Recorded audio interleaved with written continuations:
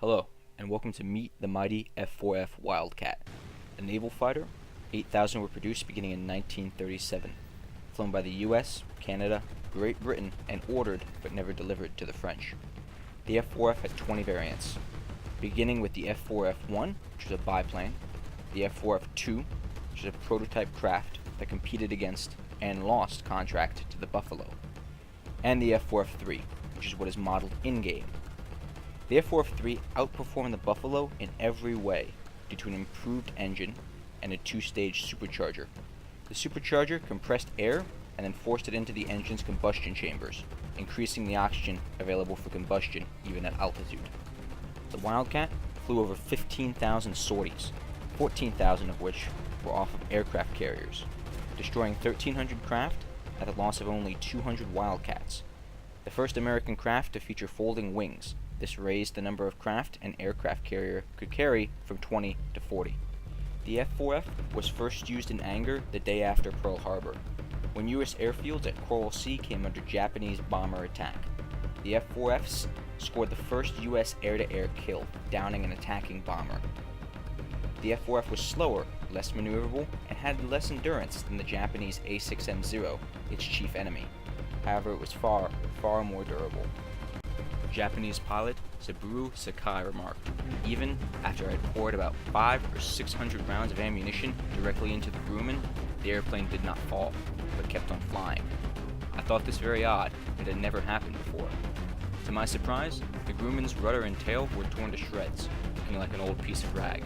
A Zero, which had taken that many bullets, would have been in a ball of fire by now." Knowing they couldn't outmaneuver the Zeros, American pilots flew a thatch weave. 2 or more pilots flying 2 overlapping side-by-side serpentine patterns. If a Zero drew behind one of the Wildcats, it would immediately be in the gun sight of the other, and the Zero couldn't take the same type of beating an F4F could. The Wildcat had many problems though. To raise or lower the landing gear, a crank had to be manually turned 30 times. This was tricky during takeoff and landing, to say the least. Early versions also had a convoluted flap and fuel control system. The first Wildcat test pilot died when he accidentally closed the fuel valve instead of raising the flaps. During the Battle of Samar, a Japanese fleet beared down on vulnerable troop transports and supply ships attempting to reinforce the island of Samar. Outnumbered and substantially outgunned by 23 larger Japanese ships, including the Yamato, the largest battleship ever made.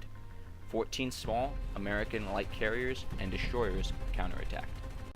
The American sailors fought like hell to save the marine transports. 400 F4Fs, F6Fs, and Avengers strafed, bombed, rocketed, torpedoed, depth-charged, and at least one pilot resorted to firing his handgun out the window. When all ammunition was expended, the F4Fs began making dry runs, diving as if they were about to strafe, sending Japanese sailors running for cover. Even the American light aircraft carriers charged, bringing their deck guns to bear. The reckless American counterattack caught the Japanese by surprise, forcing them to withdraw.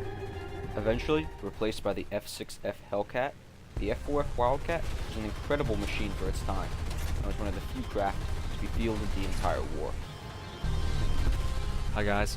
As always, I love to get feedback, so be sure to let me know what you think. The F4F got featured early since it was one of the most requested craft I've had.